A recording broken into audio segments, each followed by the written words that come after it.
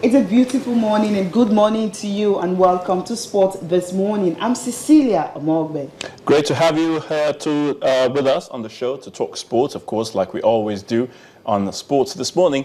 It's your award-winning station, Channels Television. I am Ayatunde Balogun. Sporty greetings to you out there wherever you are watching Sports This Morning on Channels TV. Always a delight to have you join us. I'm Austin Okonakpan. Okay, let's get started with the show. Of course, we're starting with the D Tigers. They are back in the country. They returned yesterday from Cameroon, of course, knowing that they need to play qualifiers to qualify for the Olympic Games in Rio de Janeiro next year. Good one for the D Tigers, and we welcome them back into the country. Well, let's move over to the next one, and a storm appears to be rocking the ship of the national team, the Super Eagles, as we speak, just hours before their kickoff of an international friendly in Belgium, with the talk of a relationship gone sour between coach Sunday Oliseh and, of course, skipper Vincent Enyama. Who's to blame, and what is the likely implication that this will have for the Eagles in the coming days? Not a good one coming out of the Super Eagles camp, having in mind that they're still rebuilding.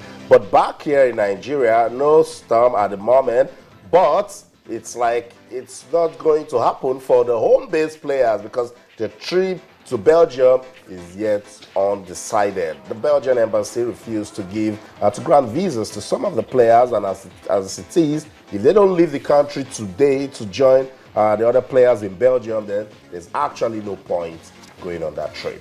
They still have the game against Cameroon to play on Sunday. Let's see if they can make it. I don't know why the delay is getting so much. And of course, well, we'll just hope and pray that today they are able to just make it. At least some of them can feature in the game. And if they don't get to play tomorrow's game, of course, they can get to play the one against Cameroon. I hear that Coach Sunday is saying, if they can't come, let them just stay back, join the team in Port Harcourt, get ready for the that's another. I think a whole lot of people. Yeah. But it's not a good thing, Ayatunde and Cecilia. I was trying to understand what's going on. This is a FIFA window for international friendlies.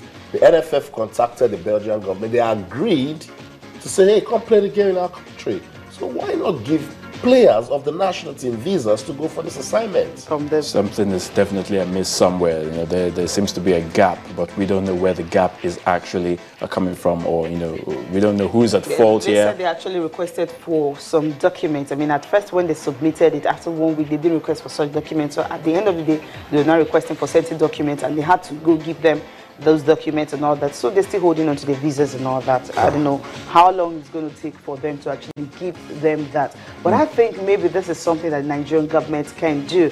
I mean, in the sense that all you need to do, see how you can actually regulate everything when it comes to issuing visas to Nigerians, especially those on national assignments. It happens to the athletes, right? When they were going for a championship, the youth athletes who were put from secondary schools, they've already said goodbye to their teammates and to their classmates and everything, only for them to get to the airport. They were not granted visas. Football for Hope. Football for Netherlands. Hope in Netherlands also. No Same thing happened. And Netherlands government were the ones, they know that there are numbers of countries that are participating. They could not even talk to their embassy here in Nigeria to grant them visas. I think it's becoming a recurring thing. It's something that the government can actually, talk to these embassies and all that. If you can't give visas to sportsmen and women, then who will you give it to?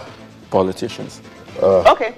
If you have a diplomatic passport, so you get to... Because nothing is being said at the moment. Nobody is talking about all of these, and it will happen again. The Football for Hope, it was really painful because that was developmental football right there for kids that were picked up from the streets and want to change their lives through football. Tournament, Nigeria gets to win Fair Play Award, so it simply means the kids are good.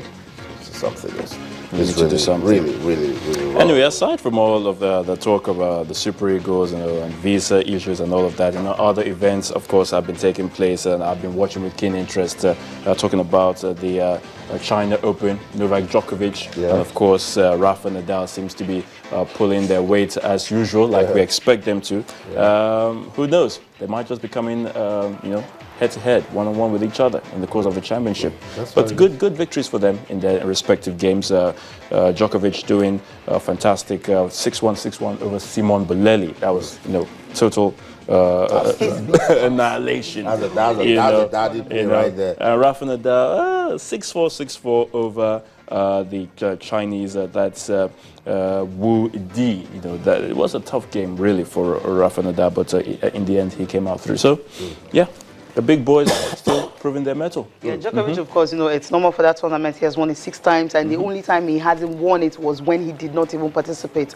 So it's possible he is still going for it. And let's not forget the Rugby World Cup too. Yeah. South Africa will be going against the United States today. Namibia also will be playing Georgia. So we're rooting for the African teams to go out there, you know, and you get the job done as well. Romania, well, they came out smoking, beating, a shocker really, beating Canada 17-15. Fiji, Fiji, who would have thought Fiji? You know, Fiji, they play good rugby. They play good rugby, but you know, Uruguay. You see those Uruguayan players, see the physique and all, but at the end of the day, carried away sometimes it's about the physique. But rugby is a lot of technique. You watch Fiji, watch Tonga, you watch Samoa, those island teams, very deadly. You know that it's a very technical side, and anytime, any day, the technicality will work for them.